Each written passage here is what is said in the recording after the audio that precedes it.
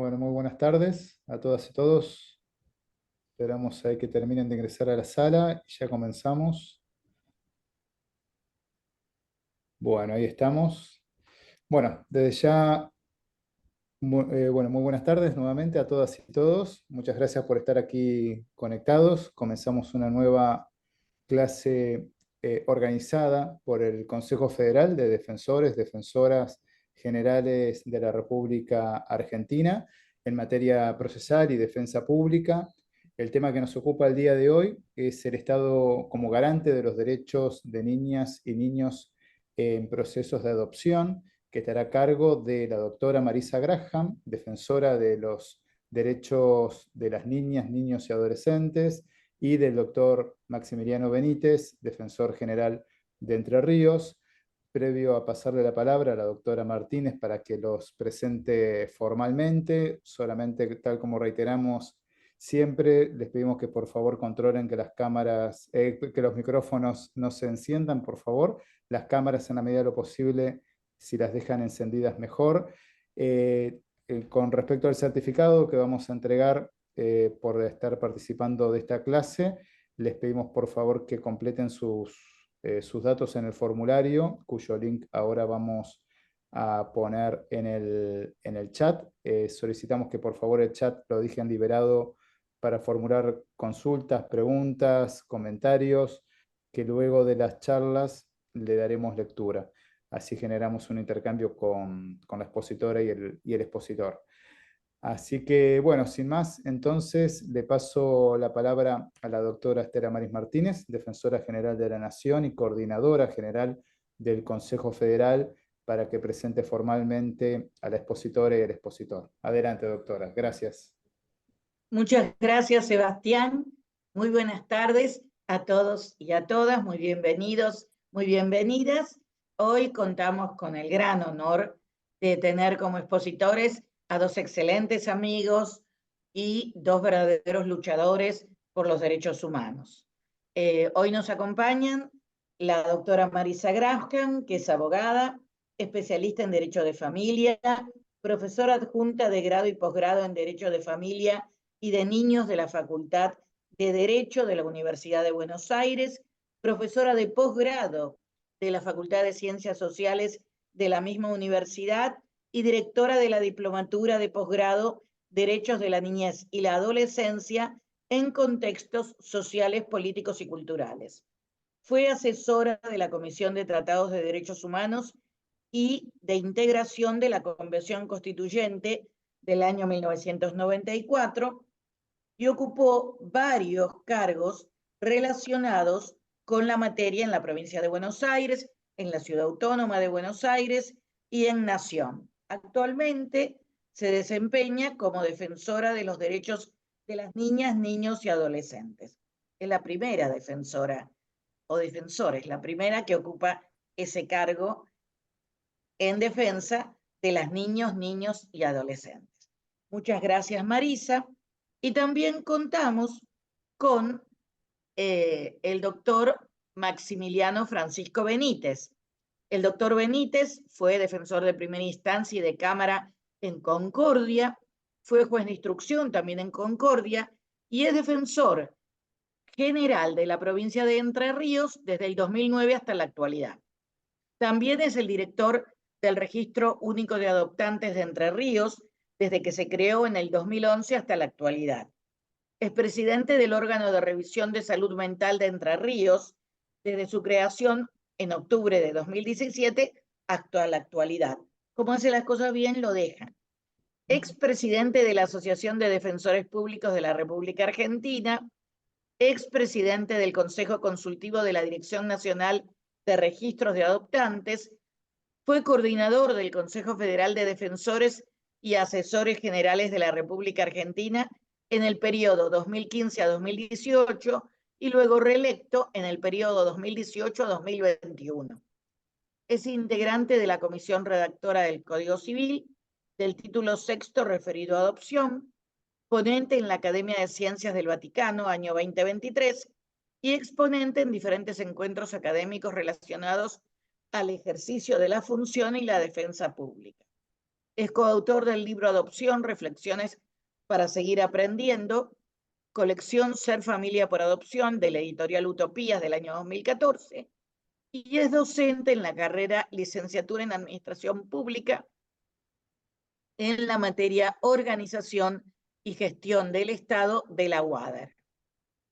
Como vemos, contamos con dos excelentes expositores, pero además, como les digo, dos personas que no solo son eruditas, sino que tienen un profundo compromiso con el derecho de niñas, niños y adolescentes y con los derechos humanos en general, y con la defensa pública. Muchísimas gracias, Maxi, Marisa, los escuchamos.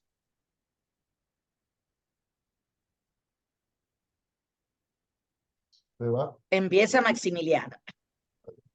Hola, buenas tardes a todos y a todas. Bueno, en primer término, agradecerle al Consejo Federal, en particular a la coordinadora del Consejo Federal, a la doctora Estela Maris Martínez, agradecerle a todos los colegas del Consejo, que los voy viendo de a poquito por la pantalla. La verdad que los abrazo a todos, y me gustaría que en lugar de ser virtual que estuviésemos todos juntos, pero bueno, esta es una manera también de poder encontrarnos con mayor facilidad y con más asiduidad. Decirles también que para mí es un placer integrar este panel con Marisa. Decíamos antes de entrar, decíamos que éramos un dueto, porque ya en varias ocasiones hemos dado charlas juntos, integrado el panel, y eso se debe en primer lugar al afecto mutuo que tenemos, de tantas peleas dadas, de aquellas épocas en que nos unimos un grupo para reformar la ley de adopción vigente, que terminó en definitiva siendo con posterioridad parte del Código Civil y Comercial de la Nación. Es decir, eso fue madurando y terminó incorporado en el Código Civil Comercial de la Nación. Y bueno, y en definitiva, porque más allá de esta pasión por este tema, por la niñez, por los niños, nos unen muchísimas cosas con Marisa y mucho afecto. Así que bueno, como siempre es un placer integrar con ella el panel. Bueno, lo que a mí me pareció importante recordar en esta oportunidad es cómo era la situación anterior a la creación de los registros de adopción en todo el país, y cómo era la situación ante la puesta en vigencia del Código Civil y Comercial de la Nación respecto a este instituto de la adopción. Porque siempre se va incorporando gente y por ahí se pierde la perspectiva de cómo estábamos en ese momento. La verdad es que en ese momento las mayorías de las adopciones comenzaban a través de una guarda puesta, es decir, en un convenio que se celebraba entre la progenitora generalmente y la receptora o los receptores, que convenían directamente la entrega de un niño o niña. A veces a ese convenio lo realizaban antes del nacimiento de esa niña o niña, y los receptores se obligaban a cambio de ello a entregar una provisión de alimentos, de salud o algún tipo de seguridades a los progenitores. En definitiva, este era el inicio de las mayorías de las adopciones en nuestro país. Y respondía a un paradigma que se inicia en los años 70 con la sanción de la ley 19.134, cuyo objeto no eran los niños, no era el que todos los niños deben vivir en una familia, sino por el contrario, el paradigma era que toda aquella familia que no podía procrear tenga un niño.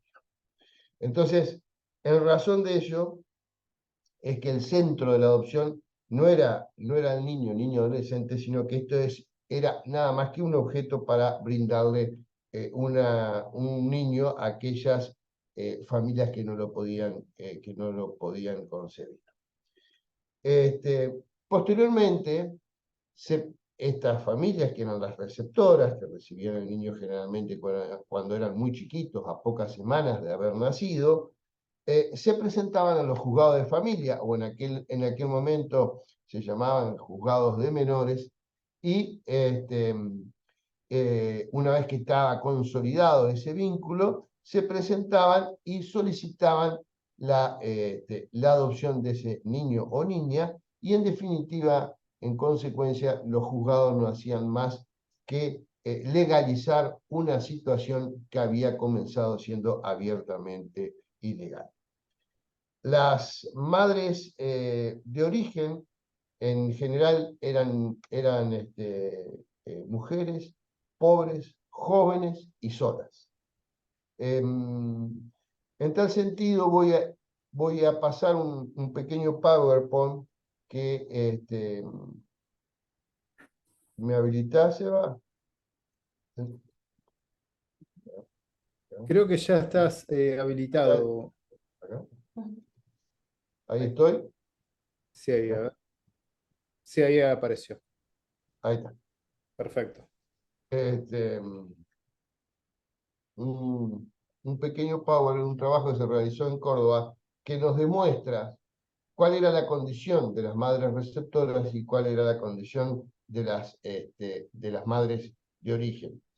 Y acá se demuestra claramente la asimetría que había entre ellas, donde las madres receptoras generalmente tenían más de 30 años, mientras que las madres de origen tenían menos de 30 años. En cuanto al nivel de estudio, las madres receptoras generalmente tenían estudio universitario completo o incompleto, mientras que las madres de origen tenían menos estudios, con un secundario incompleto fundamentalmente y primario. En cuanto a las condiciones laborales, las madres receptoras tenían un trabajo estable, mientras que las madres de origen tenían un trabajo no registrado, generalmente no se les realizaban aportes. En cuanto a la situación laboral, la situación habitacional, las madres receptoras en general tenían casa propia, mientras que la madre de origen vivían en casa alquilada o cedida. En cuanto a la edad de los niños y adolescentes cuando lo recibieron, fíjense ustedes que la mayoría se producía ni bien nacían los niños, con el 61,5% tenían una semana de vida, mientras que entre 8 días y 3 meses tenía el 23%, es decir, más del 80 y pico por ciento estaban a los pocos días del nacimiento. Y en cuanto al contacto de la madre receptora con la madre de origen, en un 96% tuvieron contacto, y además ese contacto fue en un 15,4% fue un contacto directo, mientras en el 84% un contacto indirecto a través de agencias e intermediarios. Porque a decir verdad, lo que ocurría en la realidad es que para poder realizar esos convenios, esos contratos, quien resultaba ser con posterioridad los receptores, salían en excursión por las provincias argentinas tratando de encontrar una mamá de origen que se prestara a realizar un convenio de este tipo. nosotros éramos testigos aquí en la provincia de Entre Ríos, como venían constantemente familias buscando a niños o a personas, a, a mamás de origen, cuando todavía los niños no habían nacido, a fin de poder realizar un convenio de este tipo. En cuanto a cuánto se inicia el contacto, en la mayoría de los casos el contacto entre la madre de origen y los receptores se iniciaba con anterioridad al nacimiento y un 30% con posterioridad al mismo. En cuanto a qué se le brindaba en general una ayuda económica, atención médica y un acompañamiento jurídico. En cuanto a los datos, la mamá de origen, en el 95% eran mujeres, como ya mencionamos, eran mujeres solteras, y el 81% tenía otros hijos.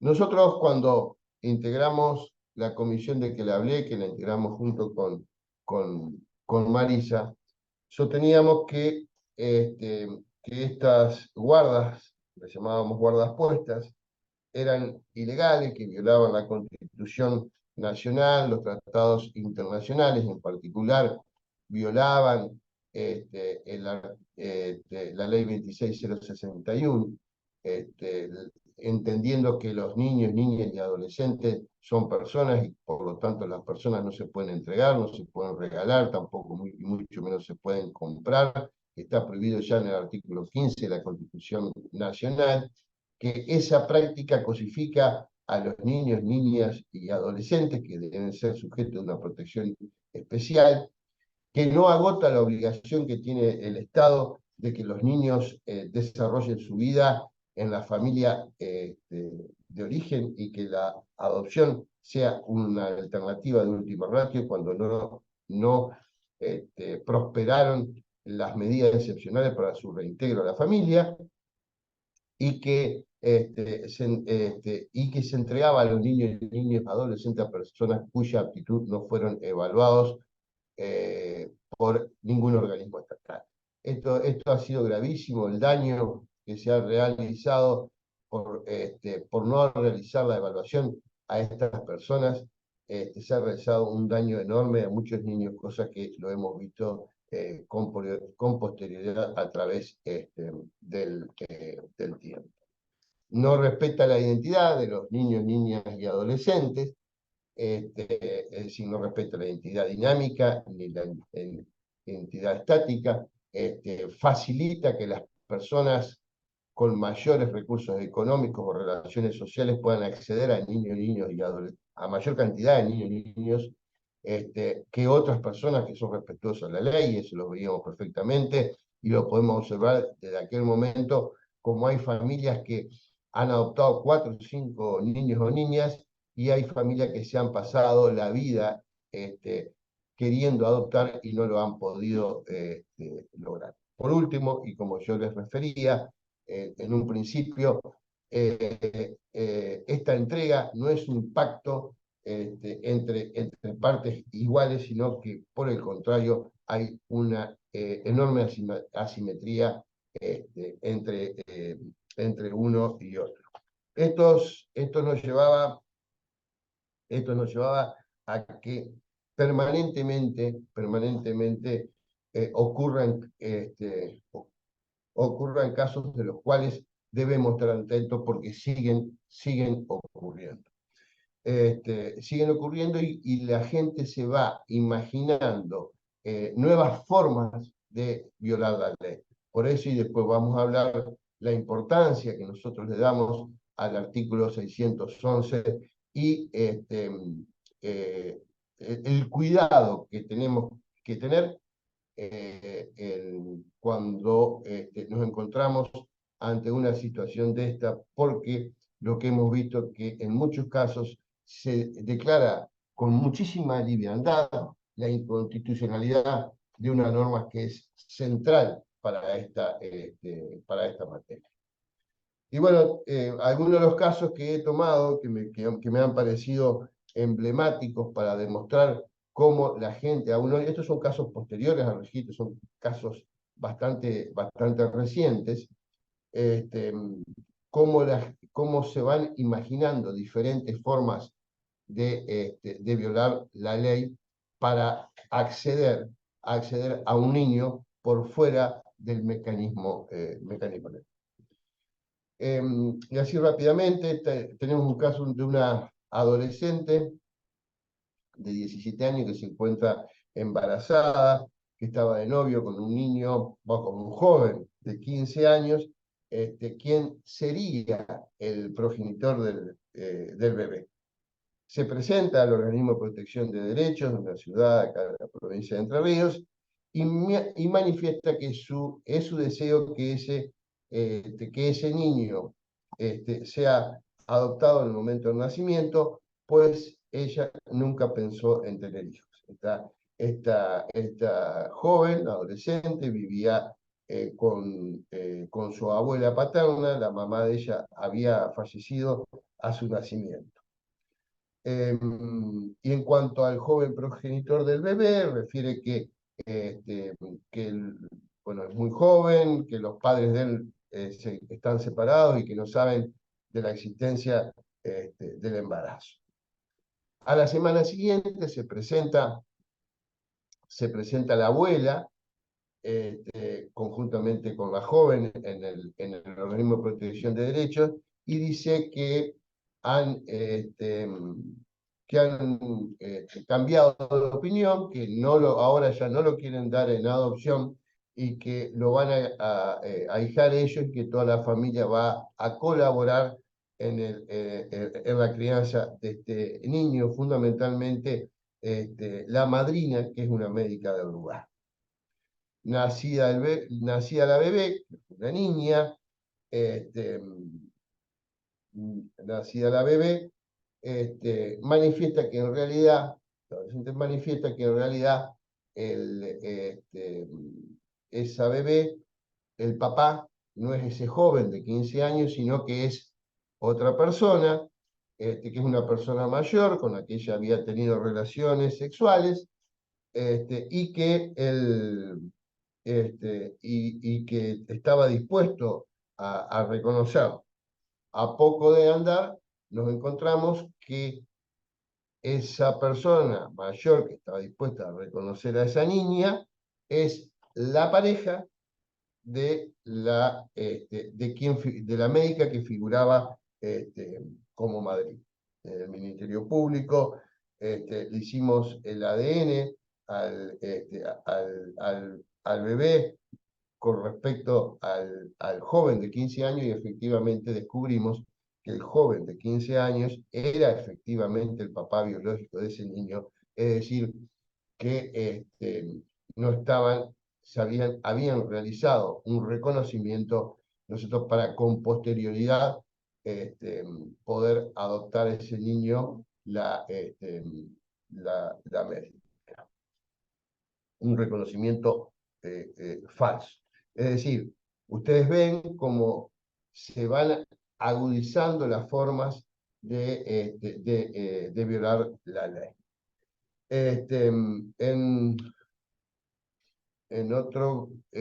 El segundo caso que traje a colación es un supuesto de un matrimonio que vivían, se domiciliaban en Buenos Aires, que ambos eran profesionales, médico y abogada, y comienzan a viajar a una ciudad del sur de la provincia de Entre Ríos, y conocen a una niña que era integrante de un grupo de 3 hermanas,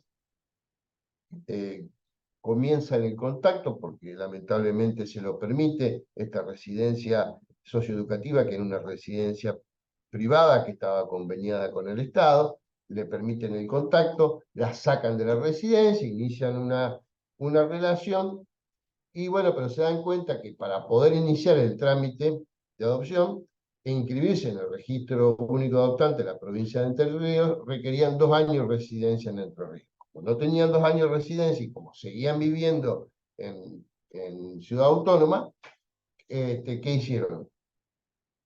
Alquilaron una casa en Entre Ríos, fraguaron un domicilio, fraguaron que trabajaban en Entre Ríos para poder inscribirse en el registro. Nosotros cada vez que íbamos, las chicas del registro, cada vez que iban a la casa, veían que era raro, que parecía que no vivía nadie, pero bueno, no se podía constatar eso. Bueno,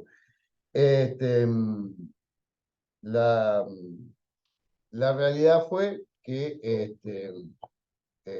ellos no solamente se querían inscribir en el registro de adoptantes, sino que querían adoptar esa niña, no querían otra niña, tenían una fijación con esa niña.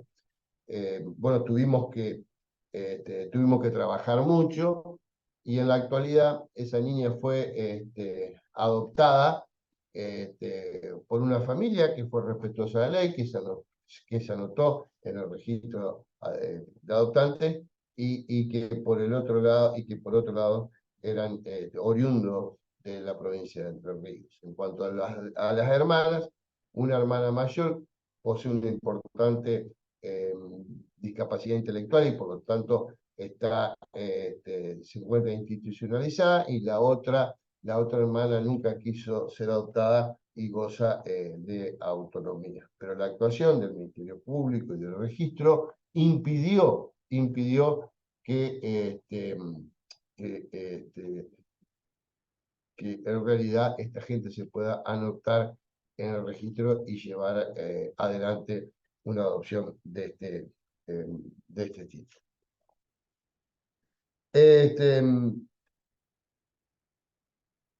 Por eso, lo que queríamos aclarar es la importancia que lleva que tiene el artículo 611 de nuestro Código Civil.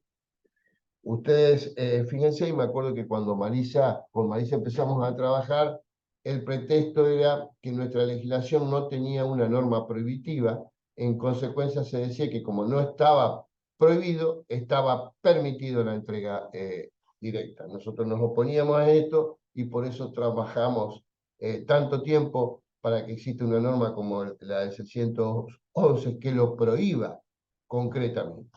Entonces, una vez que se lo prohibió concretamente, se cambió el discurso, y que se nos dice ahora que el 611 es inconstitucional. La verdad es que para decir que es inconstitucional se introduce un nuevo concepto, un concepto que viene del derecho brasileño, que es el concepto de la socioafectividad. Es decir, aquella que habla de la estabilidad de las relaciones y de la comunidad de vida, que está por encima de los intereses patrimoniales, de los intereses biológicos y hereditarios, y que implica una transición del derecho natural de la consanguinidad al cultural de la socioafectividad. Nosotros no nos oponemos al concepto de socioafectividad, que se utilice el concepto de socioafectividad, porque creemos que evidentemente existe, que puede ser sincero. Lo que sí nos oponemos es que se utilice este concepto para violar el artículo 611 y para volver a un sistema contractualista de la adopción. Tenemos que tener muchísimo cuidado cuando se declara la inconstitucionalidad del artículo 611. Y tenemos que recordar las enseñanzas de diversos fallos de la Corte Suprema de Justicia de la Nación, cuando nos habla de que debe haber una verdadera gravedad institucional para declarar la inconstitucionalidad de la norma, que la declaración de inconstitucionalidad debe ser de última ratio, y que antes de eso tenemos que hacer un análisis restrictivo, ¿no es cierto? Análisis que debe tender a la vigencia y la validez de la norma, sobre todo en una norma de un cuerpo legislativo tan importante como es nada más ni nada menos que el Código Civil y Comercial de la Nación, que se imagina, demoramos más de 70 años en poder modificarlos. Se discutió, porque si hay una norma en nuestro país que se ha discutido, es el Código Civil y Comercial. Se discutió en todas las capitales de provincia, en toda la legislatura, con todos los expertos. Se discutió en las diferentes universidades del país. De eso no hay duda que fue así. Y después entendemos que no es necesario acudir a una medida extrema cuando el mismo código nos permite una interpretación que solucione situaciones complejas sin llegar a la inconstitucionalidad. Es decir, al artículo 611 no se lo puede interpretar aisladamente, sino que se lo debe interpretar en conjunción con el artículo 1 y 2 del Código Civil y Comercial, teniendo en cuenta la Constitución Nacional, los tratados internacionales y la finalidad de la norma. El artículo 1 de la Convención Interamericana de los Derechos Humanos establece que los Estados están obligados a crear las condiciones que permitan el goce efectivo de los derechos consagrados en la Convención. Eso es lo que está haciendo la República Argentina con el 611. Está creando las condiciones necesarias para que no se violen los derechos de los niños, niñas y adolescentes y los derechos de las mujeres en nuestro país. Así que, bueno, les agradezco muchísimo la atención y le cedo la palabra a Marisa. Muchas gracias.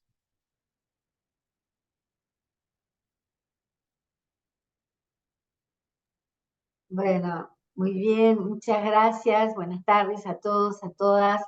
Primero agradecer la invitación a la doctora Estela Maris Martínez y también agradecerle a Maximiliano Benítez, a Maxi, por estos años de lucha compartida que ha generado un vínculo de amistad y de respeto mutuo y de colaboración. Nos llamamos siempre y estamos atentos a los embates de algo que pareciera todavía nunca terminar de cerrar, ¿no? En la sociedad que es la adopción.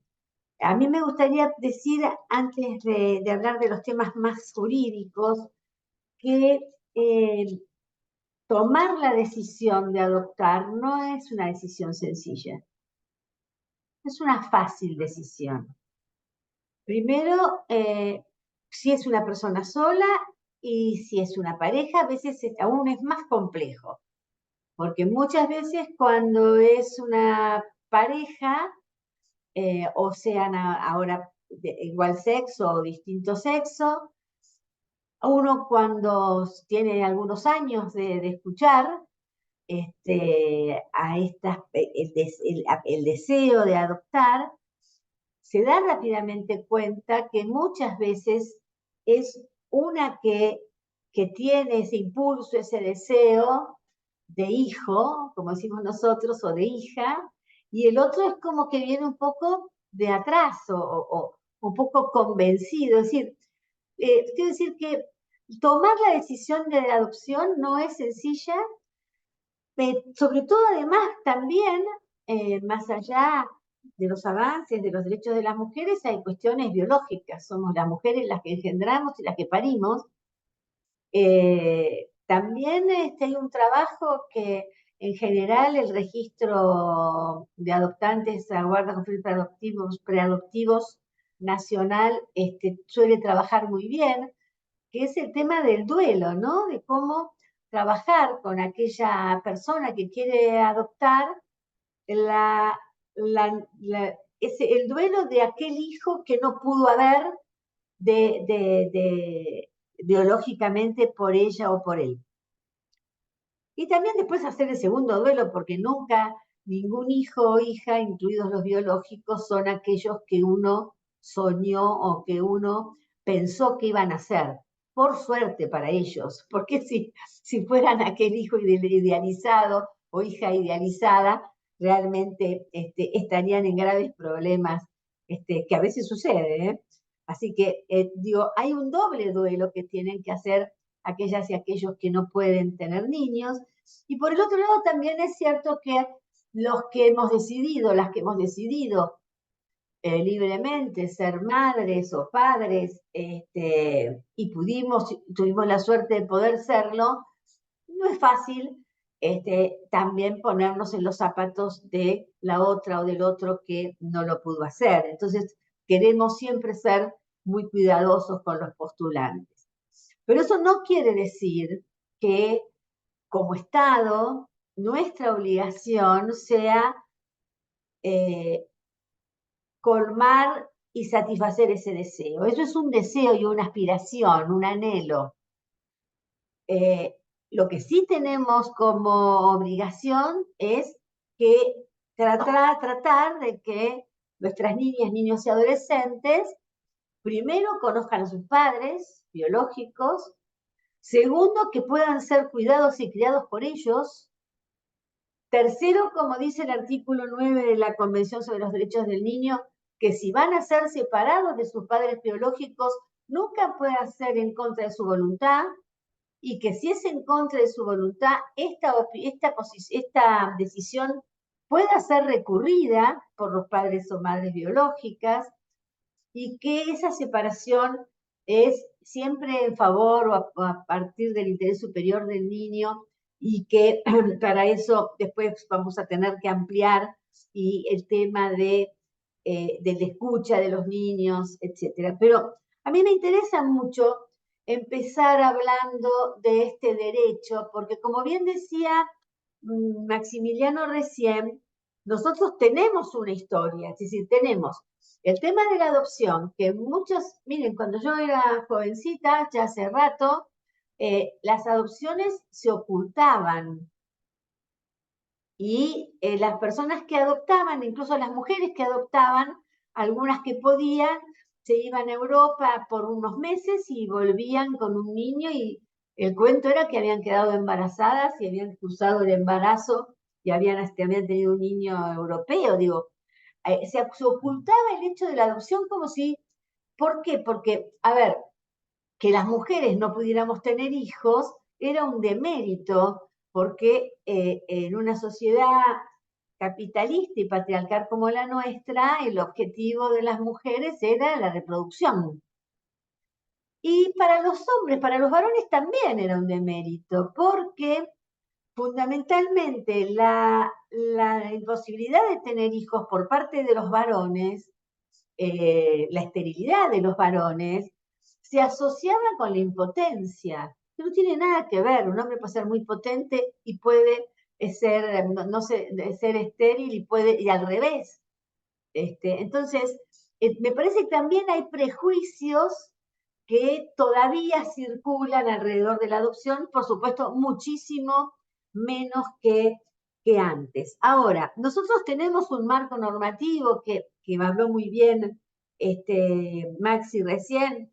El primer marco normativo es el marco normativo internacional, que es la Convención sobre los Derechos del Niño, y antes de ella, en el sistema regional, la Convención Americana de Derechos Humanos, la Convención Americana, que tiene en su artículo 19 la protección especial de las personas menores de edad por el solo hecho de serlas, y también el artículo 17 de la Convención Americana, que habla de la protección de la familia. Y dentro de la Convención de los Derechos del Niño, el artículo 9 que recién les nombraba, y también la reserva que tiene la República Argentina, por lo cual recibimos críticas, porque las reservas en tratados de derechos humanos son cuestionadas con cierta razón, jurídicamente hablando, pero nosotros tenemos otras razones más sociológicas que jurídicas para sostener esta reserva del artículo 21, inciso B y siguientes, es decir, no admitir o que no rija en la República Argentina la adopción internacional. Ahora, quiero volver al tema de la historia de los padres biológicos en la adopción, madre y padre biológico en la adopción. Nosotros tenemos una ley, la 19.134, del año 1977, que fue una ley, 1971, sí, perdón, 1971, que tenía dos artículos, el 11 y el 12, que decían que los padres biológicos, por supuesto no hablaba de madres, hablaba en general de padres, no serían necesariamente citados, perdón, citados al juicio, no debían ser citados al juicio los padres biológicos y que tampoco se aceptaría su presentación espontánea en los casos en que estuvieran privados de su responsabilidad parental, en el otro caso en que hubieran dejado durante más de un año al niño al cuidado de una institución, y aparecía aquel viejo concepto de tutelarismo clásico del abandono moral o material. Estos artículos, el artículo 11 y el artículo 12, por la doctrina y también alguna jurisprudencia, fueron declarados inconstitucionales. Con mucha razón, parece que nos olvidamos que en el año 1971 teníamos una norma con dos artículos que la doctrina, incluyendo a Borda, de Lucio, decían, estos dos artículos son inconstitucionales porque nosotros no podemos negarle a la madre y al padre biológico, si hay un padre reconociente, ¿no? El ejercicio de su responsabilidad, de su hoy responsabilidad parental en aquel momento patria potestad. Porque lo que hace la adopción es violentar si no hay un consentimiento libre e informado o una razón suficiente para separar al niño de su familia o a la niña de su familia, es que los padres tienen derecho a apelar, a recurrir esta medida. Entonces, en el año 1997 se reforma la 19.134 y es suplantada por la 24.779, que intenta, en el artículo 317, corregir la inconstitucionalidad del 11 y 12 de la ley 1971. ¿Por qué es deficiente todavía esto? Y tiene que ver con lo cultural, no tiene que ver con lo legal. Porque vuelve a repetir que el juez podrá citar a los padres o deberá citar a los padres cuando, pero dice podrá, no dice deberá. Y además podrá no hacerlo cuando haya negligencia, abandono moral o material, decir las mismas cosas que decía la ley anterior, pero efectivamente obliga al juez a citarlo, salvo algunas excepciones, pero interesante ver este detalle. Una cosa es citar y otra cosa es que una persona pueda ser parte en un expediente. Entonces, se citaba en algunas ocasiones a la madre biológica, en la mayoría de las veces, o al padre biológico, se lo escuchaba como un acto procesal solo de escucha, pero no se lo constituía en parte. En parte con todo eso, todo lo que significa la posibilidad de ser parte en un expediente, en un proceso judicial, donde tengo toda la posibilidad, todos los recursos, etc. Entonces, nosotros cuando hacemos el anteproyecto del hoy proyecto que introducido en el nuevo Código Civil y Comercial de la Nación, nosotros claramente corregimos esa inconstitucionalidad, porque una inconstitucionalidad que está basada fundamentalmente en las normas, estaba basada fundamentalmente a nuestro criterio, a mi criterio, por una cuestión, si me permiten, clasista. Como si fuésemos las mamás de las capas medias y medias altas y las papás de capas medias y medias altas los que podíamos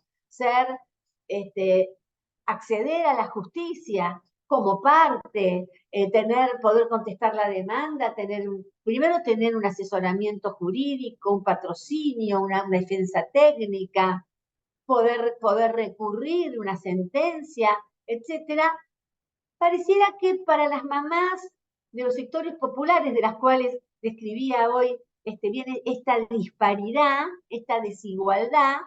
Si estuviéramos hablando de derecho penal, diríamos esta desigualdad de armas entre la familia biológica y la familia adoptada.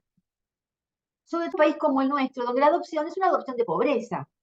Nosotros decimos, por suerte, en la República Argentina no hemos tenido una guerra, la dictadura cívico-militar de los años 70 fue otra cosa, pero no fue una guerra. No tenemos grandes fenómenos meteorológicos o tsunamis, derrumbes, como tienen otros países, donde los niños y niñas muchos niños y niñas quedan solos y solas. Y la verdad que si uno va y conoce las instituciones que albergan niños o niñas y niñas, la verdad es que no hay niñas y niños no pobres en esas instituciones. Esa es la realidad que tenemos hoy y que teníamos también en 1997 y también teníamos en 1971. Entonces, la primera cuestión creo que es relevante en el nuevo Código Civil y Comercial de la Nación es que en la declaración de situación de adoptabilidad de una niña, niño o adolescente, la madre biológica y el padre biológico, insisto, si hay un padre biológico reconociente, tengan la posibilidad y tengan el derecho a ser parte en ese juicio. Porque cuando la sentencia de declaración que declara la situación de adoptabilidad tiene el mismo efecto que una sentencia de privación de responsabilidad parental. Y al revés, una sentencia de privación de responsabilidad parental tiene el mismo efecto que una declaración de situación de adoptabilidad. ¿Por qué? Porque lo que estamos discutiendo es lo mismo. Si esa madre biológica, si ese padre biológico están en condiciones materiales, están en condiciones sobre todo amorosas, simbólicas, afectivas, de hacerse cargo de la crianza de esos niños y sobre todo si quisieron alguna vez ser madres o ser padres, como comentaba recién hoy, en el caso de Maxi, la niña que expresa que ella no tenía deseo de ser madre.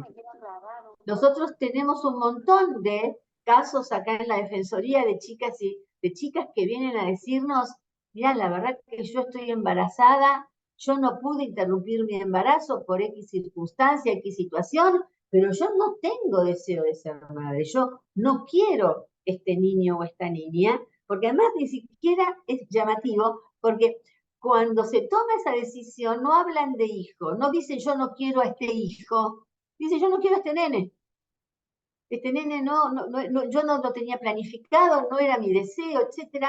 Entonces, ahí estamos en una situación más clara, pero por el artículo 607 del nuevo Código Civil y Comercial de la Nación, nosotros tenemos tres opciones o tres posibilidades o tres situaciones que determinan o pueden llegar a determinar la situación de adoptabilidad. La primera es cuando tenemos un niño huérfano con filiación desconocida y la ley, la norma nos da 30 días, le da al poder administrador, al organismo de protección, 30 días con una ampliación de 30 días más para buscar o hallar o trabajar con la madre biológica, si la madre biológica es sabida y es hallada. Estamos hablando de los casos puntuales en la República Argentina donde aparece un bebé envuelto en una frazada en un baño público, o aquel famoso niño que apareció en una estación de servicio, o en la calle, ¿no? O en la puerta de algún lugar. O cuando la mamá biológica o aquella mujer que parió a ese niño o alumbró a ese niño, porque el hecho del parto es un hecho biológico, pero que no hace surgir la maternidad de forma directa, sí, jurídicamente, pero la maternidad también es una construcción y tiene que ver con el deseo de ser madre o de ser padre.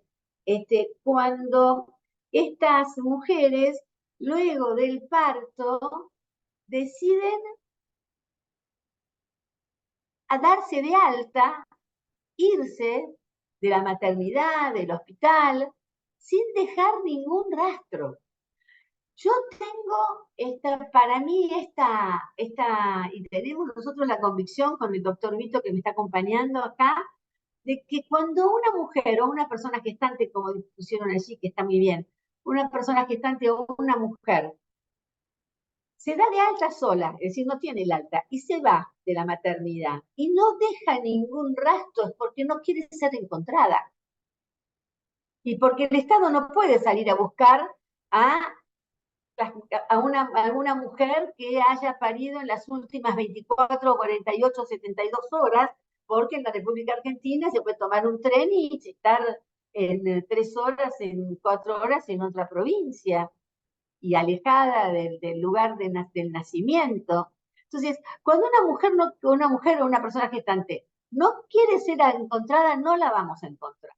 Ahora, cuando esa chica o esa mujer o esa persona gestante deja algún rastro, bueno, allí siempre, en general, el servicio social del hospital se pone en contacto, o debiera hacerlo, con el organismo de protección y dice, mirá, esta mamá se fue, pero esta mamá vive en tal lugar, nosotros hemos trabajado con ella, y ahí hay un trabajo conjunto para ver por qué está esta decisión y qué es lo que está pasando allí. El inciso B, que podría pasar a ser este caso un inciso B, es el inciso B del 607, que es cuando los progenitores prestan el consentimiento libre e informado de que el niño o la niña sea adoptada. Cosa que no es lo más usual, pero también puede suceder. Y el C, que es el más complicadito de todos, que es cuando transcurrieron 180 días sin posibilidad de prórroga allí, de haber tomado una medida de protección excepcional. Entonces, ahí me parece que tenemos un nudo para desatar, que me parece que tendríamos que poder clarificar. Cuando decidimos poner 180 días, fue porque la medida de protección excepcional es una medida de última ratio. ¿Qué quiere decir esto? Que si yo tomé una medida de protección excepcional, y ahora estoy hablando de la ley 26.061, el artículo 39, es porque antes agoté todas las medidas que en la ley de Entre Ríos se llaman medidas ordinarias, y que en otras leyes y en la 26.061 se denominan medidas de protección integral. Yo agoté todas esas medidas. ¿Qué quiere decir que agoté las medidas? Agoté la instancia de trabajar con progenitor, progenitora, familia biológica, para ver si alguien quiere hacerse cargo de la crianza, del cuidado de este niño, pero además, si agoté todos los bienes y servicios que el Estado tiene que poner, valga la redundancia, al servicio de estas familias, que a veces, en la mayoría de las veces, no es que no quieran, sino es que no pueden. Y cuando no pueden, el Estado tiene que ir, por el propio artículo 18, incluso de la Convención sobre los Derechos del Niño, tienen que ir en su auxilio, con medidas que van desde transferencias dinerarias hasta acompañamientos, apoyos,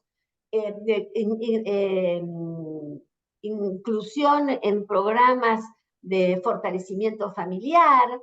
En cada jurisdicción hay cantidad de programas de acompañamiento a las familias de origen. Ahora, si a pesar, y ahí sí tengo, ahí tengo 180 días, pero ¿qué pasa? Tengo los primeros 180 días para tomar la medida de protección excepcional,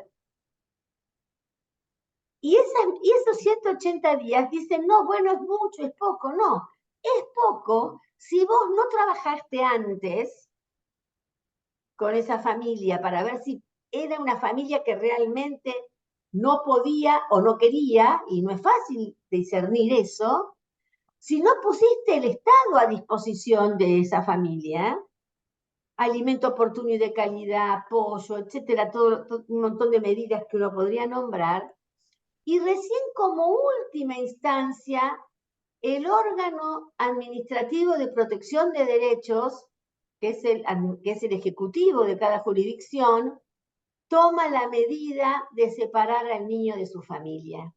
Y recién allí empiezan a correr los 180 días del artículo 607. Entonces, cuando a mí me preguntan, ¿es muy poco 6 meses para trabajar con una niña o un niño y con su familia? Yo digo, no, no es poco, yo te diría, hasta diría, es mucho, porque vos tendrías que haber trabajado mucho antes que entrar en este proceso preadoptivo, muchísimo antes con esta familia para tomar esa decisión. Por lo cual quiero dejar en claro eso, y si no queda claro, estoy dispuesta a que lo charlemos un rato. Otra cosa que sucede es que la medida de protección excepcional no la toma el Poder Judicial, la toma el Poder Administrador. Y la mayoría, y ahora que el Comité sobre los Derechos del Niño está por sacar su próxima observación general que tiene que ver con acceso a la justicia de niños, niñas y adolescentes, lo que primero tenemos que hablar también es del acceso a la justicia de las madres y los padres de esas niñas, niños y adolescentes, porque la mayoría de ellas y ellos no saben que esa decisión que toma, por ejemplo, acá en Capital Federal, el Consejo de los Derechos de los Niños, en la provincia de Buenos Aires el Servicio Zonal, y en cada provincia el órgano de protección tiene distintas denominaciones. Esa decisión es un acto administrativo que también es recurrible. Entonces, la obligación que tiene aquel que toma la medida es informarle a la progenitora, al progenitor, a la mamá, al papá, a la persona gestante, que tiene la posibilidad de recurrir ese acto administrativo. La mayoría no lo saben. Yo diría el 90% de las personas no lo saben. En esa carrera que yo doy de actualización, muchas veces he tenido, bueno, la mayoría de las personas de los estudiantes que van allí, que son profesionales, la mayoría trabajan en organismos de protección, la mayoría de ellos, ¿no? Y la verdad que yo a veces hago la pregunta, perdón, ¿ustedes notifican al padre biológico? Porque está la madre, y se lo quitan a la madre, se separan al niño de la madre. La madre está enterada y sabe porque está allí, y le ha sucedido a ella, pero notifican al padre biológico, y alguna vez he recibido esta contestación. Bueno, a veces se nos pasa. Es como si a un juez se le pasara dar un traslado de una demanda. ¿Cómo se me va a pasar a mí decirle al padre que aunque esté ausente o no cumpla con los alimentos, es titular de la responsabilidad parental y está en ejercicio de la responsabilidad parental, aunque lo ejerza mal? No puedo no notificar al otro. Y esto me parece, cuando hablamos de la responsabilidad del Estado de garantizar los derechos humanos de niñas, niños y adolescentes, esto también es un derecho que hay que hacerle saber a las familias de estas niñas, niños y adolescentes que luego pueden ser declarados en situación de adoptabilidad. La otra cuestión que hicimos, que me parece que es muy importante, es que el proceso el que dictamina la situación de adoptabilidad es el organismo de protección, pero el que con toda razón debe declarar la situación de adoptabilidad es un juez. Obviamente, una jueza, es el Poder Judicial.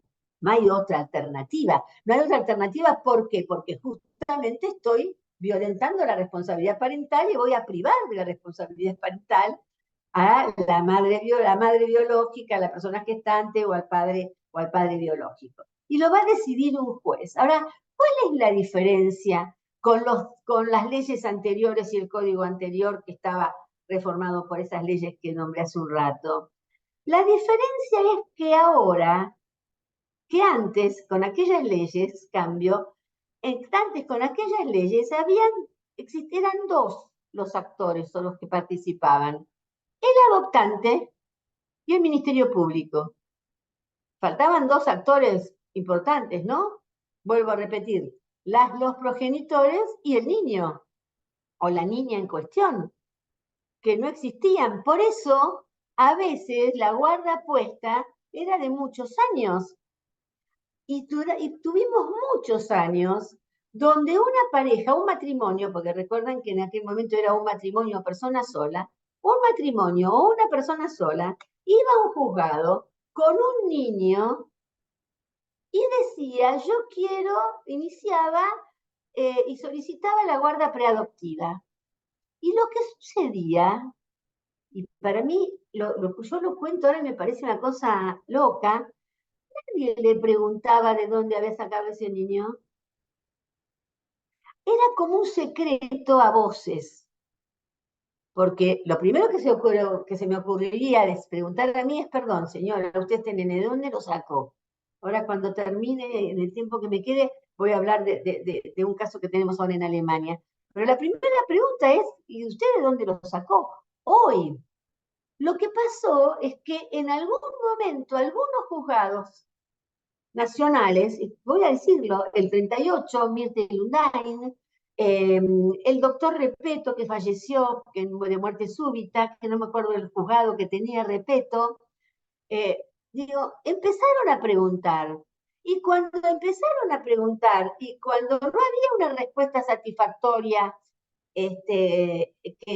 y ese nene como que apareció en la puerta de tu casa en una canastita con unas manzanas y un moñito como en las películas, algunos empezaron a retirar a la niña o al niño de esa persona que se acercaba. Y ahí que hicieron nuestros propios colegas, nuestros abogados y abogadas que asesoran a los adoptantes, le dijeron, mira, ¿sabes qué? Vamos a trasladar la jurisdicción y vamos a ir a la provincia de Buenos Aires, que todavía no preguntan de dónde viene y de dónde salió esta niña o este niño que vos traes para pedir la guarda preadoptiva. Hemos cambiado mucho y nos cuesta mucho. Es más fácil, miren, es más fácil cambiar la ley, aunque esta nos costó muchísimo, porque tuvimos trampas por todos lados, que si tenemos tiempo después contaremos con Maxi, pero a veces es más fácil cambiar una ley que cambiar la cultura, ¿no? Los cambios culturales son muchísimos más lentos. Entonces, a nosotros nos parece, porque además después tenemos los fallos Fornerón y nos quejamos, ¿no? Y la Argentina se queja y Cancillería dice, ay, pero ¿por qué nos denuncian? Y nos denuncian porque incumplimos con los tratados de derechos humanos que hemos ratificado y porque somos un país que más que otros de la región nos sometemos al régimen internacional de derechos humanos y al régimen internacional incluso de derechos humanos. Y ahora tenemos el caso de María y Mariano, que no lo voy a comentar porque no es el objeto de lo que yo quería compartir con ustedes en este momento, pero tenemos, después del fallo Fornerón, tenemos un segundo caso. Como yo diría, como corolario, parece que no aprendemos. No hubiésemos aprendido nada con el fallo Fornerón. Es más, todavía tenemos que cumplir con una parte del fallo Fornerón, que es lo que hace que los apropiadores de la hija de Fornerón hayan sido procesados, pero no hayan podido ser declarados culpables porque no existe la tipificación del delito de compra-venta de niños en la República Argentina. Y por eso fueron sobreseídos, fueron procesados, por suerte por lo menos fueron procesados, porque algo de la impunidad de la apropiación de niños estaba jugado ahí, porque a los que apropian niños nunca les pasaba nada, pero claro, el proceso terminó con un sobreseimiento porque no tenemos lo que nos demanda el fallo Fornerón, que ya tiene el año 2012. Así que cumplimos 12 años, hace 12 años que tendríamos que haber cumplido. Bueno, este es uno de los temas que a mí me interesaba mucho compartir con ustedes. Y el otro es el tema uno es el tema de la entrega directa, que muy bien se explayó Maximiliano. Decirles que la entrega directa no solo está prohibida en la República Argentina, sino que hay legislación comparada. Está prohibida en Guatemala, está prohibida en términos muy particulares en la legislación española. La legislación española dice la situación de adoptabilidad, hablan de Estado, pero aunque a nosotros no nos parezca correcto, dice, el estado de adoptabilidad no se determinará a favor de una persona determinada.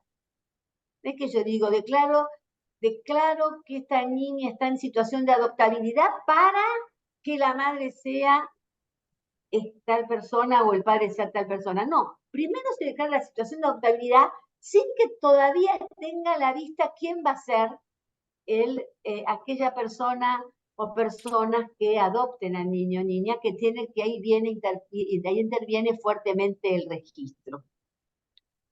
Y también, bueno, y Guatemala dice más o menos lo mismo. A mí me parece que es interesante pensar que no somos los únicos. Y además Guatemala dice prohibiciones, ¿no? Y lo pone como una prohibición. Y dice, quiero leer esta parte porque me parece muy importante. Dice en Guatemala, la adopción es una institución social de protección, por lo que se prohíbe a la obtención de beneficios indebidos, materiales o de otra clase para las personas, instituciones y autoridades involucradas en el proceso de adopción, incluyendo a los familiares, dentro de los grados de ley del adoptante o del adoptado, y b, que los padres biológicos o representantes legales dispongan expresamente quién adoptará a su hijo o hija. Está prohibido, que es lo mismo que decir que está prohibida la entrega directa. En otros términos, lo dice la ley guatemalteca. Y en España dice, en el artículo 1830, dice, no se admitirá en ningún momento que el asentimiento de los padres se refiera a adoptantes determinados, que es una de las cosas por las cuales se declara la inconstitucionalidad de 611. La persona gestante o la madre, en ejercicio de la responsabilidad parental, de la cual está declinando, elige quién va a ser la madre o el padre, o madre-madre, padre-padre, del niño en ejercicio de la responsabilidad parental, que, insisto, está declinando y ese niño ya está en situación de adoptabilidad. Bueno, hay fallos muy interesantes que hablan de esto, porque esta idea de que la responsabilidad parental nos convierte en propietarios de nuestros hijos es un tema muy interesante, que en este momento, lamentablemente, está jugado en el discurso de las más altas autoridades. Porque lamentablemente el presidente de la República, y no es una opinión política, digo qué es lo que sucede, nosotros hemos peleado años para que combatamos la compra-venta de niños, y tenemos un presidente que en algún momento dijo, bueno, el mercado se desarrollará tanto que en algún momento podremos vender a nuestros propios hijos, ¿no? De la misma manera que podremos vender órganos, etc. Entonces, me parece que es algo que tenemos que insistir. Las niñas, niños y adolescentes efectivamente son nuestros hijos, son nuestras hijas. A mí esto de que yo no pueda decir mis hijas o mis hijos no me parece razonable, si no, no sabría cómo llamarlos. Pero me parece que de ahí a que yo diga que son de mi propiedad y que entonces yo puedo hacer con ese objeto que es de mi propiedad lo que quiera, regalarlo, comprarlo, ¿no?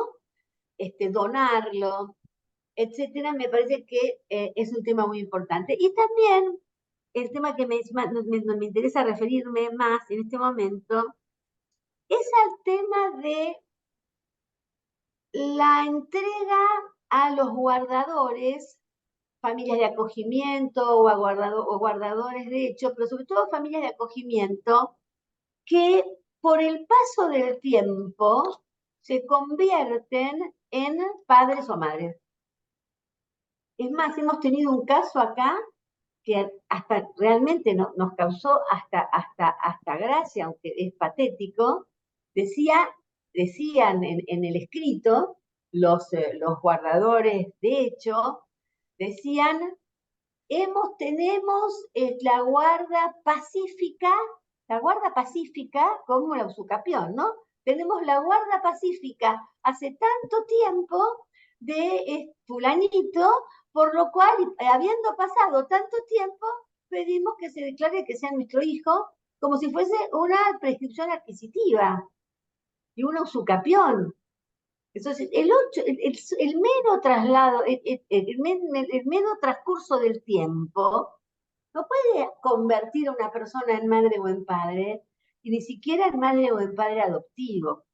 Ahora, también es cierto que todavía, insisto, y por cuestiones culturales y porque además hay muchos intereses atrás de la adopción, aunque ustedes no lo crean, hay fallos muy interesantes o votos muy interesantes. Uno de los votos muy interesantes últimos es el de Rosenkrantz en el caso GAC, donde se basa mucho en el dictamen de la doctora Estela Maris Martínez, donde él plantea esto mismo que estamos planteando ahora, y otros votos muy interesantes de Lázari, donde De Lázari decía, fundamentalmente, De Lázari decía, nos traen a la justicia, en este caso a la Suprema Corte de Justicia de la Provincia de Buenos Aires, una situación armada por las partes y cerrada por las partes. Y los hechos han sido, no lo quiero leer porque es muy largo, y los hechos son acomodados por las partes. Y entonces la justicia no podemos decir otra cosa, porque estamos frente a un hecho consumado, acomodados esos hechos por las partes, y no tenemos margen, porque entonces no lo dice así de Lázaro, y no lo decía así porque lamentablemente falleció, pero él decía, nosotros no podemos aceptar que se violen las normas nacionales e internacionales, no solo las nacionales, sino también las internacionales, porque nos traen el hecho consumado y preparado y armado por las partes. Me parece que es interesante leer esos votos de Lázari y cómo De Lázari decía, tenemos que encauzar nosotros, el Poder Judicial, la justicia, tiene que encauzar estas situaciones y darles, y no tener que rendirnos, dice acá, eso sí la parte la tengo subrayada para leerla, él decía, no tengamos que rendirnos ante lo consumado y que por omisión frustremos alternativas beneficiosas de vinculación y de formación de la personalidad de la propia niña en cuestión, integrativa de su historia, ¿no? Entonces, me parece que estas son las cosas que nosotros tenemos que seguir debatiendo y discutiendo en la adopción. Tuvimos el caso Mimi, tuvimos el caso GAC, donde el problema más grave, y con eso voy terminando, ¿no? Porque sé cuánto tiempo tengo, cuánto tiempo llevo, yo hablo mucho, así que avísenme, pero Sebastián, vos decime, pero, No, estamos bien de tiempo, así que no hay problema. ok, bueno, Podés unos entonces, minutos. gracias, Sebastián. En el caso GAC, fíjense, en todas las instancias se resuelve que el niño o la niña en cuestión sea restituida a su madre biológica, en todas las instancias, hasta que va en queja a la Corte. Y en la Corte deciden que como pasan 8 años, desde la primera sentencia de primera instancia hasta que llega a la Corte dice, bueno, existió este fallo de primera instancia, el fallo de segunda, pero la verdad que todos dijeron que había que restituir, pero nadie restituyó y nadie hizo nada. Claro, es cierto, o sea, apelaban, se suspendía la restitución, pero cuando el tiempo pasa, o por culpa del Estado en tanto poder administrador, o en el culpa o por responsabilidad del Estado en tanto poder judicial, allí no hay justificativo, porque el tiempo transcurre y el tiempo transcurre en demérito del interés superior de las niñas y de los niños, y es el propio Estado el que hace que el tiempo transcurra. Entonces, el tema del tiempo, en el caso Mimi, fue un caso muy particular y me parece que es paradigmático. El caso Mimi además tenía casi 1 año y medio de pandemia, el Poder Judicial en el primer año prácticamente no funcionó, pero, y con esto termino, en el fallo de Rosenkrantz, que digo, insisto, se basa mucho en el dictamen de la doctora Estela Maris Martínez, decía que la forma circunstanciada y categórica sostiene que hubo una importante pasividad por parte de los operadores judiciales provinciales que generaron una afectación al plazo razonable que debe regir especialmente en esta clase de procesos. Entonces, una cosa, esto lo hemos escrito en el caso Fornerón, una cosa es que el tiempo pase, porque que el tiempo pase es inexorable, lamentablemente, pero otra cosa es dejar pasar el tiempo. Cuando nosotros dejamos pasar el tiempo, miren, con el caso Mimi pasó un año efectivamente por la pandemia, pero también pasó algo que tiene que ver con los derechos de la familia de Mimi. Cuando sucedió lo de Mimi y la defensoría, esta defensoría apoyó a la jueza que sostenía que Mimi debía ser dada en adopción y no debía quedar y ser adoptada por la familia, por la señora, que era una señora, ¿cómo se llama acá en la capital? De madre sustituta o familia de acogimiento, no así el compañero de la madre, que se suma luego a la causa. En el caso de Mimi, lo que sucedió es que la mamá biológica apeló la sentencia de declaración de adoptabilidad. Y hubo que tramitar esa apelación. Y que también el papá, que era un papá que reconoció a esa niña, también apeló.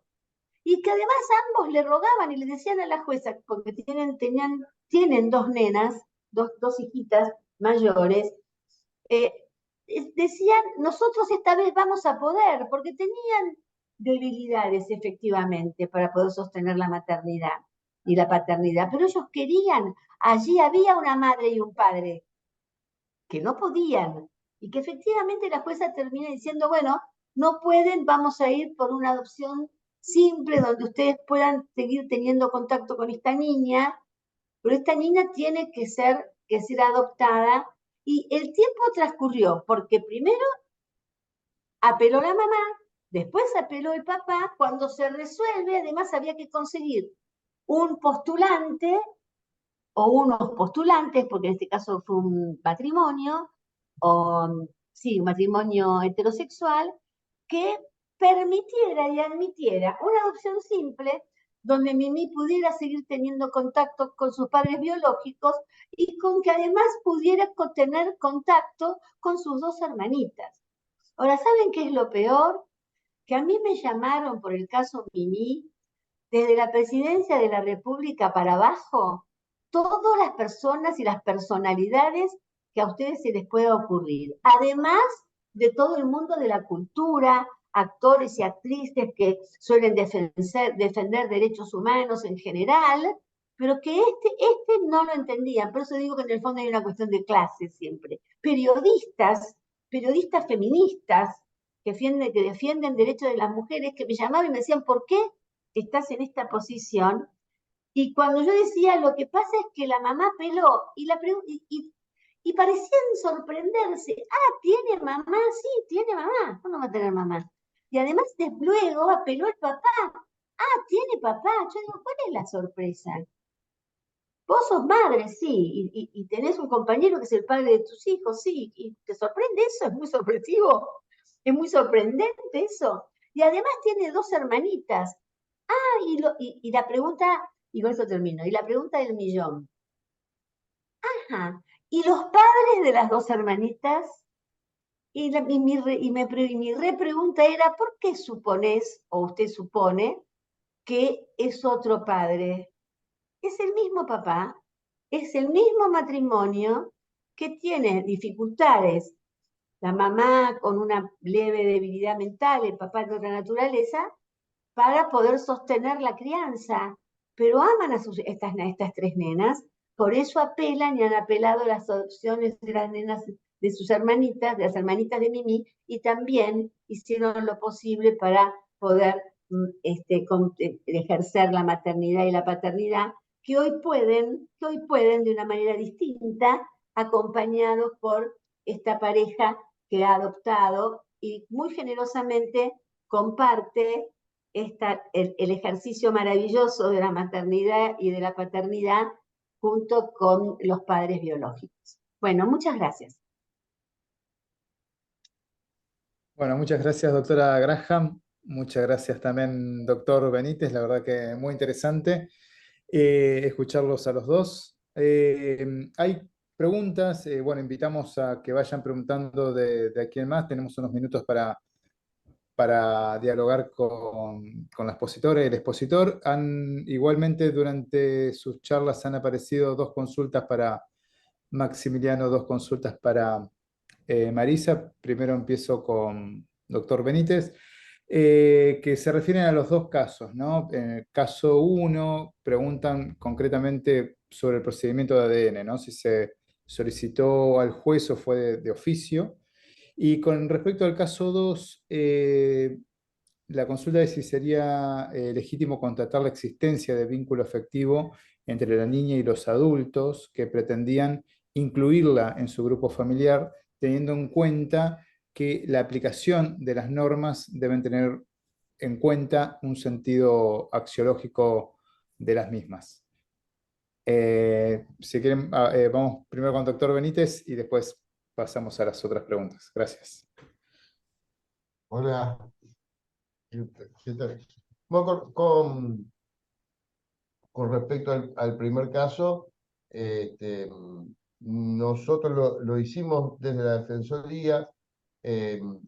Finalmente, íbamos al caso concreto, íbamos a pagar nosotros los costos del ADN, ¿no? Por la obligación que tenemos como Estado este, por la identidad de los niños. Pero finalmente lo pagaron ellos, porque el niño está siendo ahijado por el papá y por la familia del papá. La mamá mantuvo su decisión, y la mantiene hasta hoy, de no querer tener hijos. Así que el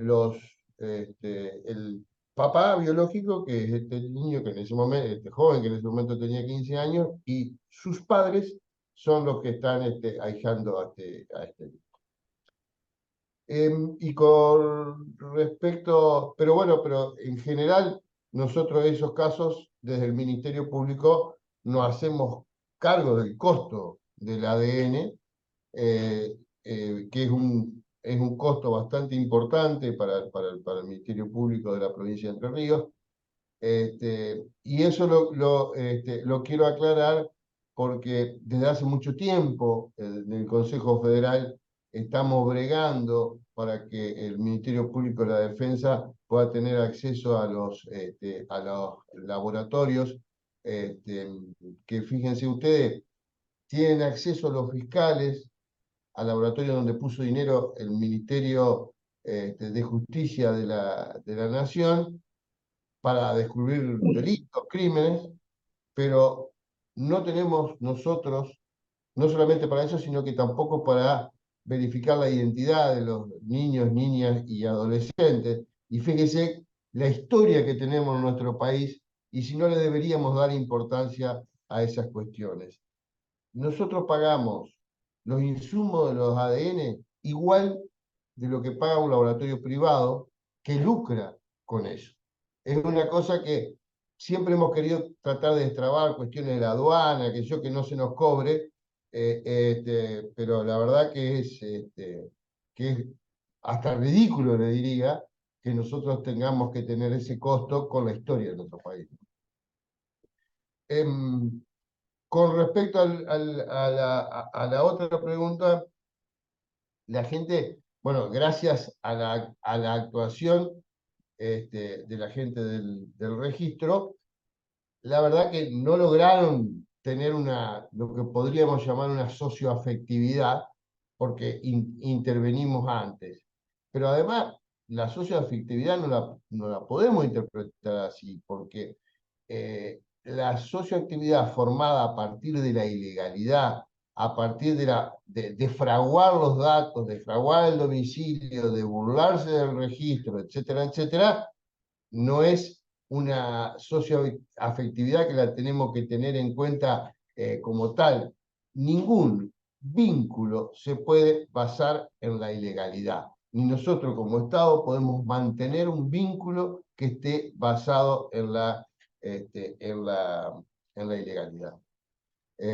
Así que no, o sea, sinceramente creo que ahí, en este caso no hubo, porque creo que no, pero si hubiese pasado el tiempo y esa socioafectividad se hubiese basado en la ilegalidad, no la podemos considerar como tal. Eso la debemos considerar en el caso que sea genuino, que sea sincera la socioafectividad, pero no la ilegalidad. Bueno, muchísimas gracias. Clarísimas las respuestas. Paso entonces a dos preguntas para la doctora Graham. Una de la doctora Saúl, perdón, la doctora Romina Saúl, que era defensora general de Santa Cruz. La pregunta es la siguiente: ¿se realiza algún tipo de trabajo en conjunto con los registros civiles para evitar el reconocimiento complaciente que brinde un asesoramiento sobre cuál es el trámite legal que debe realizarse? Esa es una pregunta. No sé si quiere responder esta o formulo la siguiente, como quiera, Mari. Como quieras, Sebastián. Si querés la otra, te la... Bueno. ¿Y qué opina? Entonces la otra de Teresa, la pregunta es, ¿qué opina de que el órgano de protección al momento del acto administrativo de declaración de adoptibilidad solicite prohibición de acercamiento a los padres a sus hijos? Ujú. Esa es la consulta. Sí, bueno, la verdad que la segunda, empiezo por la segunda. La segunda era una parte de mi exposición, pero no lo quise alargar porque si no, no iba a quedar tiempo para las preguntas. Este, mm, Nosotros creemos que hay algunos casos, porque esto sí es el 1 a 1, hay algunos casos en los cuales las niñas, niños y adolescentes no solo deben, sino quieren tener un vínculo con sus padres o su madre o la persona gestante. Eh, y hay otros casos donde la justicia recomienda que no haya acercamiento, sobre todo en los casos de violencia. Es uno de los casos de violencia o de abuso sexual. A ver, a mí me parece muy razonable que no se permite el acercamiento. Nosotros tuvimos un caso de, creo que ya los conté en este ámbito, de una abuela paterna que abusaba de la nieta de 8 años. No me parece razonable que el juzgado permita que esa abuela paterna tenga contacto con esta nena, de la cual es su victimaria, ¿no? Me parece, pero de todas maneras sí creo que hay, insisto con esto, que hay algo también del llamado apego y desapego, que para mí no está del todo bien trabajado.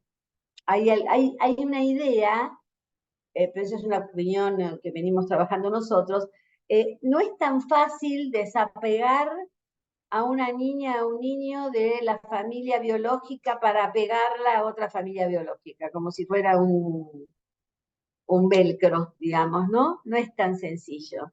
Me parece que más que desapegar para pegar, lo que hay que hacer es lo que enseñaba la psicoanalista argentina Aida Sack, que tiene que ser una continuidad, porque en realidad ese niño existe o esa niña existe y ese hijo o esa hija existe para esta familia adoptante porque hubo una otra que lo alumbró, hubo un otro que, eh, eh, que hizo que esa persona exista, que ese niño o esa niña que hoy es hija o hijo amado por los adoptantes existan. Entonces, me parece que más que dejar agujeros en la historia, hay que dar cierta continuidad. Eso no quiere decir, insisto, que el régimen de contacto sea, como en algunas jurisdicciones es, como una cuestión de, va a fracasar la adopción si yo permito que la mamá biológica visite a la nena o al nene. No, miren, hay cosas que se van a dar o no se van a dar. Y hay algo que olvidamos, que es que en todas las adopciones necesitamos el consentimiento de los niños que tengan grado de edad madurez suficiente, y además que dice, el 595 dice, y además a partir de los 10 años tendrán que prestar su consentimiento. Entonces, cuando nosotros hacemos campañas para la adopción de los hijos, perdón, me estoy engripando y es inexorable esto. De los chicos mayores, nosotros tenemos muchos casos, o nos llegan muchos casos, de chicas y chicos que a los 15, 16, 17 años ya no quieren ser adoptados. Esta sería la primera respuesta. Digamos, es el 1 a 1 y yo no estoy de acuerdo con que sea automático. No es automático esa separación. La separación es un proceso, no puede ser de un día para otro. Porque genera trauma, ¿no? La cuestión de esta famosa cuestión del trauma, pareciera que es mucho menos traumático separar a los niños de su familia biológica que separarlo de su familia de acogimiento o de una familia preadoptiva que falla en el vínculo, en este vínculo de socioafectividad. En relación a la socioafectividad, yo a veces digo, un poco mala como soy, que también puede haber socioafectividad entre los niños y las maestras, y no por eso las maestras se constituyen en madres de los niños. Es un concepto bastante complejo el de socioafectividad. Pero bueno, y la segunda cuestión es el tema del registro civil. A ver, los registros civiles, con los registros civiles trabajamos, estamos intentando trabajar, tenemos muchos problemas y muchos problemas graves, gravísimos en algunos casos, como el registro civil de la Ciudad Autónoma de Buenos Aires, por ejemplo.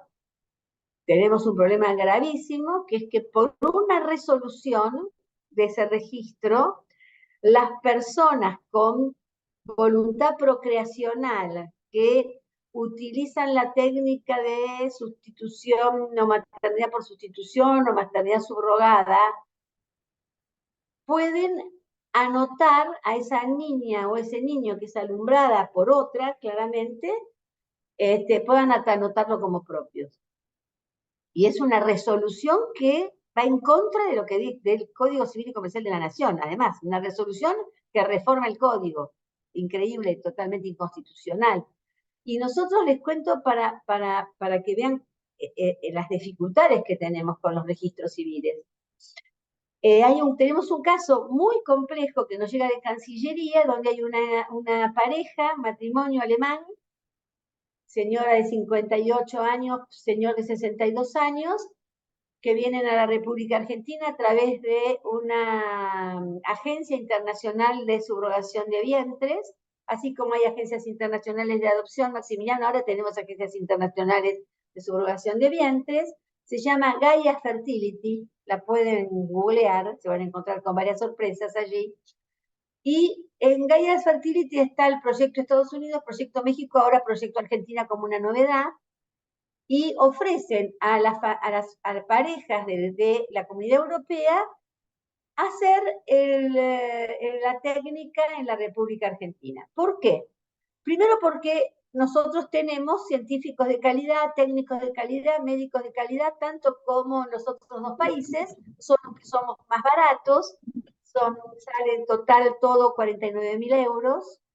Viene el matrimonio, gameto masculino donado, aquí en la Argentina, gameto femenino donado, aquí en la Argentina, madre o mujer subrogante mendocina, también argentina. La niña nace aquí el 11 de marzo de este año. El 14 de marzo es inscripta como hija del matrimonio alemán, y a los pocos días el matrimonio alemán, con todos los papeles, unas escritoras públicas que si las leen es bastante impresionante, por las cosas que dice que le prohíben en todo el proceso de gestación a la madre, a la señora gestante, y van a Alemania a corto, y la señora con buen tino lleva a la niña a la pediatra, porque tengo una pediatra en Alemania, y la pediatra le dice, esta niña no puede ser suya, y la señora le despliega toda su documentación y le dice, bueno, pero esto aquí está prohibido, por lo cual, ¿qué hace la pediatra? Llama al Organismo de Protección de los Derechos de los Niños de Alemania, y el Organismo de Protección de los Derechos de los Niños de Alemania retira a la niña de esta pareja, hace varios meses ya, casi inmediatamente que llegan, Y nos llega a nosotros por Cancillería porque tenemos que empezar a trabajar la restitución de la niña o la repatriación de la niña, porque no tienen, ella es argentina y no tiene ningún vínculo biológico con ni con la señora ni con el señor de Alemania. Entonces, tenemos muchos temas para trabajar con los registros civiles, desde las inscripciones tardías hasta las anotaciones que son obviamente irregulares, donde es obvio que el señor que vive en el barrio aquí de Belgrano conoció circunstancialmente a una niña de 15 años del Chaco salteño y es el padre, digo, eso es obvio, y vuelven a cometer aquel error que cometíamos hace muchos años o se cometía en los juzgados de no preguntar, señora, señor, este niño o esta niña, de dónde usted la encontró o cómo fue habido esta niña o este niño porque usted lo tiene. Y en relación al tema de la subrogación de vientres que les estoy hablando, me parece que es un tema que es el tema que se viene, que vamos a tener que estar muy atentos, porque así como hay como, a ver, la ilegalidad hace bypass, ¿no? Es como un bypass. El primer bypass es decir, yo soy el padre, engañé a mi mujer, pero mi mujer me perdona y hago una adopción por integración, y ahora la subrogación de vientres, sobre todo de familias europeas, porque en la Comunidad Europea la mayoría de los países prohíben la subrogación de vientres, por eso vienen a países como los nuestros y, bueno, y 49.000 euros son 49.000 euros, ¿no? Bueno, muchísimas gracias por la respuesta, interesantísimo. Hay dos preguntas más, una para ambos, para los dos expositores y otra para la doctora Graham, y creo que con esto ya terminaríamos, tenemos unos minutos más todavía. La pregunta para ambos sería, la ley 26.061 no establece requisitos para ser autoridad de aplicación. ¿Les parece que esto debería revisarse en pos de garantizar los derechos de los niñas, niños y adolescentes? Y la pregunta dirigida a la doctora Graham, de parte de Gimol Pinto, la falta de acceso a la justicia de madres y padres biológicos en el proceso administrativo conspira contra el posterior procedimiento judicial, que como bien exponía la doctora Graham, ya que el paso del tiempo de alguna forma cercena los derechos de los niñas, niñas y adolescentes. Entonces la pregunta es si cree que parte del problema puede ser la desjudicialización mentada en las reformas de la ley 26.061 en el marco de las actuales desfinanciaciones ejecutivas. Así que bueno, les paso la palabra. Gracias. Maxi, sí. ¿Querés contestar vos? No, bueno, a ver, primero hola Gimol, tanto tiempo. Me alegro que estés y nada, te mando un abrazo. A ver, la pregunta es muy compleja y no es para contestar en un minuto y medio. Nosotros tenemos un problema grave y un problema que no solo que es grave, sino que se va agravando con el tiempo, que es el desmantelamiento de algunos organismos de protección y además históricamente los organismos de protección de las provincias, de nuestras provincias, están desfinanciados, los profesionales que allí trabajan están muy mal pagos y además nosotros como Defensoría siempre estamos intentando desde nuestros comienzos y creemos que la 26.061, y contesto también la otra pregunta, tiene que crear una carrera administrativa. ¿Por qué digo una carrera administrativa? Una carrera administrativa porque no cualquiera puede trabajar con niñas, niños y adolescentes en situaciones de alta vulnerabilidad, donde hay una intersección muy importante de vulnerabilidades, ¿no? Soy niña, vivo en una familia que está bajo la línea de indigencia, no puedo ir a la escuela porque tengo que cuidar a mis niños, a mis hermanos, para que mi mamá salga a hacer una changa, etcétera, etcétera. Entonces, efectivamente, la desjudicialización que en algún momento todos deseamos pensando que iba a agilizar, a veces jugó en contra, y jugó en contra porque todavía no hemos logrado que el sistema de protección, que vos sabés, Simón, que yo tengo mis reparos desde los 90, no hemos logrado que se constituya en una autoridad frente a dos monstruos que tenemos al lado, son el sistema de educación y el sistema de salud, y el Poder Judicial. Todavía, frente a la ciudadanía, el sistema de educación, el sistema de salud y el Poder Judicial tiene mucha más autoridad que el Poder Administrador, que se dedica a preservar, proteger, promover los derechos de niñas, niños y adolescentes. Hay que armar una carrera, hay que prestigiar y darle jerarquizar esa carrera y pagarle bien a aquellos que dedican sus vidas a cuidar a niños, niñas y adolescentes solos. No sé si contesté la pregunta, creo que sí. ¿Sí? Muchas- A ver, coincido con Marisa, desde hace 30 años estoy en esto, y siempre, acá en Entre Ríos, el organismo de protección es el COPNAF, antes llamada Consejo Provincial del Menor,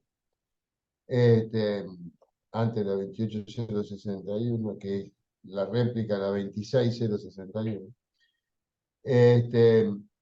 Y uno observa que ediliciamente es horrible lo que tienen, inclusive hay lugares que hay hasta peligro de derrumbe. Las residencias son muy precarias, los sueldos son muy bajos, están muy precarizados, no hay carrera, hay muchos contratados, y creo que sí, es un abismo con el presupuesto que pueden tener, lo que refirió Marisa de monstruo, digamos, a salud y a educación y al Poder Judicial.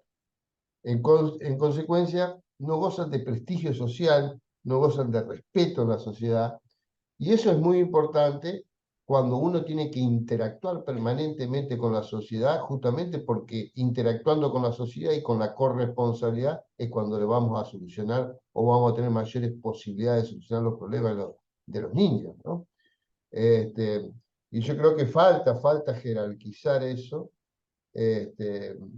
Si bien con el tiempo y con los años se ha logrado, de a poquito van encontrando su lugar, pero la jerarquización sería muy importante para que puedan realmente cumplir con su cometido como corresponde, ¿no?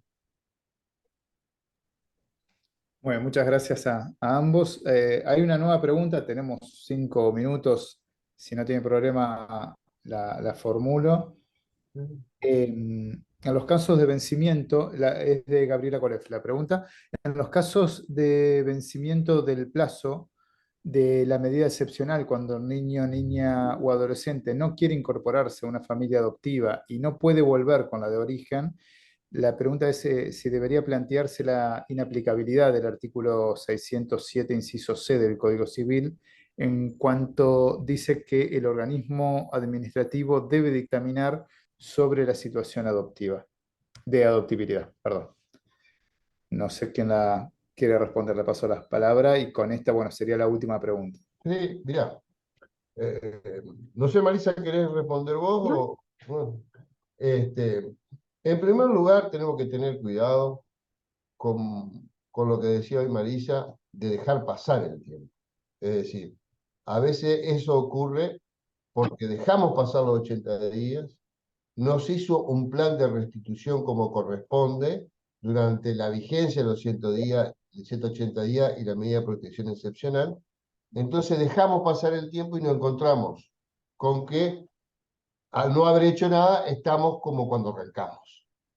Entonces es fundamental hacer un plan de restitución, un plan que sea acorde.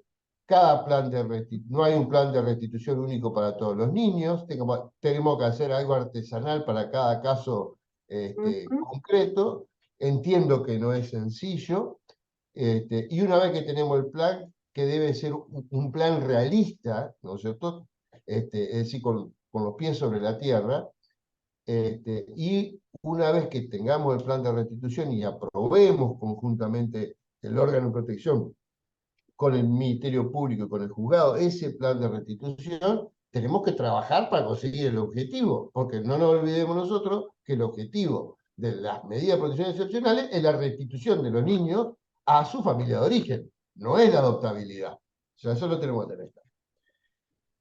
Entonces, no podemos dejar pasar el tiempo, porque perdemos todo, pero fundamentalmente pierde el niño. Y muchas veces las renovaciones ocurren porque se deja pasar el tiempo, porque no se trabajó los 180 días.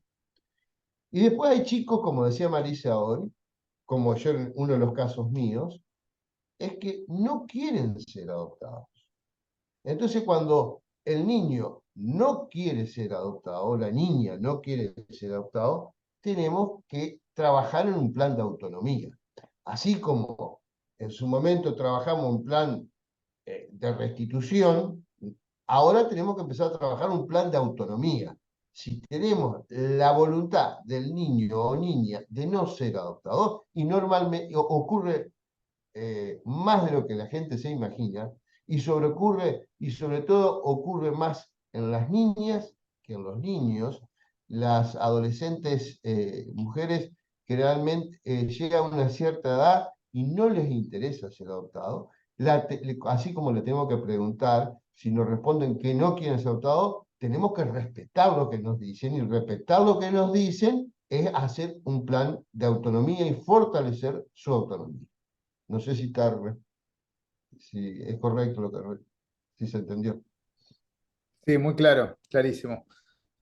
Así que, bueno, de esta manera entonces terminamos con las preguntas. Ya vamos llegando al final. Hay varias personas que han solicitado fallos. Lo que nosotros vamos a hacer cuando le enviemos el certificado, nosotros le vamos a pedir a los expositores los fallos o los ¿Cómo conseguimos no? nosotros y se lo mandamos por mail a Sí, todos los claro, participantes. claro. Va. Bueno, le paso la palabra a la doctora Martínez para que dé sus palabras de cierre. Adelante, doctora, gracias. Muchísimas gracias, Sebastián. Muchas gracias, Marisa. Muchas gracias, Maxi. Esto ha sido súper interesante. Entiendo que tenemos que seguir trabajando en este tema. Como vos bien dijiste, Marisa, el bache cultural sigue siendo muy importante. Estos casos se siguen repitiendo en nuestro país. Tenemos permanentemente situaciones de niños que están con pretensos adoptantes y que se encuentran de manera irregular. Y aquí, y es lo que yo quiero destacar, muchas veces me ha hervido la sangre como defensor ante la Corte cuando me llegaban los casos 10, 12 años después, con una actitud francamente encubridora hacia la situación irregular, una situación que ayudaba a los padres que tenían a los niños de manera irregular, con el claro argumento de mamá mamá y papá pobre, progenitores biológicos pobres, familia con mejor situación económica. Entonces, 10, 12 años después, la respuesta era: el interés superior del niño aconseja que se queden con esta otra familia, porque ahora este chico que va a esta escuela, que practica hockey, que hace equitación, ¿cómo va a ir con su mamá biológica que es empleada doméstica? O sea, esto tampoco podemos dejar de verlo, Y es una situación sobre la cual hay que seguir trabajando y por eso tenemos las situaciones que tenemos. Para mí habría que hacer un cambio profundo donde claramente se estableciera un tracto súper rápido para todos estos casos y no se pudiera llevarlos lentamente y admitir todo tipo de situaciones para que cuando lleguen ya hayan pasado 12, 14 años. Por eso coincido con lo que ustedes han dicho, yo sé cuánto luchan por todo esto y bueno, les pido que sigamos trabajando todos juntos, les agradezco mucho su colaboración y me parece que este es uno de los temas donde tenemos que seguir insistiendo y que cada día se abre una nueva arista y muchas de esas aristas tienen en su base una situación de que los niños, hijos de las familias más pobres, los que más dificultades tienen, pueden ser como una especie de objeto que está en el comercio. Por eso, gracias nuevamente. Muchas gracias a todos los que participaron de esta actividad y creo que tenemos que seguir trabajando. Y vamos a repetir conferencias con esta temática. Muy honrados por su colaboración, como siempre, súper esclarecedor, muy claro, no solo muy claro, sino también, como dije al principio, muy comprometido. Gracias, Marisa. Gracias, Maximiliano. Un beso grande. Bueno, muchas gracias, doctora. Entonces, de esta manera damos por finalizada la clase. Hasta luego. Gracias a todas y todos.